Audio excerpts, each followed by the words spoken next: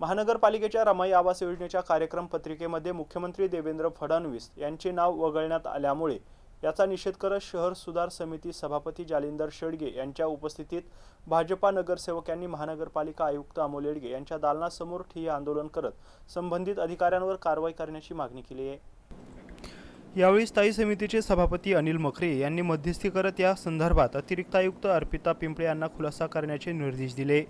ठिय्या आंदोलन केल्यानंतर महानगरपालिका आयुक्त यांनी तात्काळ महानगरपालिका मुख्यालयात येऊन आंदोलनकर्त्यांची भेट घेऊन आंदोलनकर्त्या भाजपा नगरसेवक पदाधिकारी यांच्याशी चर्चा करून कार्यक्रम पत्रिका बदलून नवीन छपाई करण्याचे आणि संबंधित अधिकाऱ्यांवर कारवाई करण्याचे आश्वासन दिल्याचं भाजपा पदाधिकाऱ्यांनी सांगितलंय।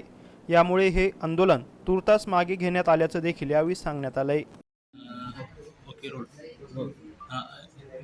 कशासाठी हे आज तुम्ही आयुक्ताच्या दालनासमोर धरणे आंदोलन करताय, काय नेमकं कारण?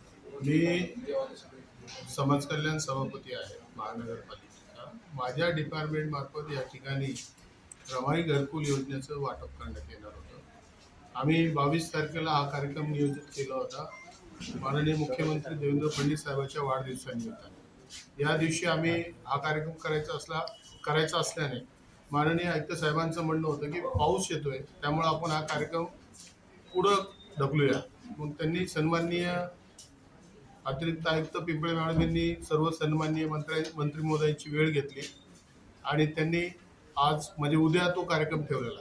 पत्रिका त्यांना सांगितलं गेलं होतं की जशीच तशी पत्रिका बनवा, परंतु त्यांनी जाणीवपूर्वक या राज्याचे लाडके मुख्यमंत्री आदरणीय देवाभाऊ फडणवीस यांच्या वाढदिवसानिमित्ताने असणारं जे वाक्य आहे आणि देवाभाऊ फडणवीस यांचं नाव त्या पत्रिकेतून वगळलं, त्या नावाला वगळल्या म्हणून माझं ऑब्जेक्शन आहे। मी समाज कल्याण सभापती असताना देखील माझी कुठलीही परवानगी या कार्यक्रमासंदर्भात माननीय अतिरिक्त आयुक्त घेत नाहीत।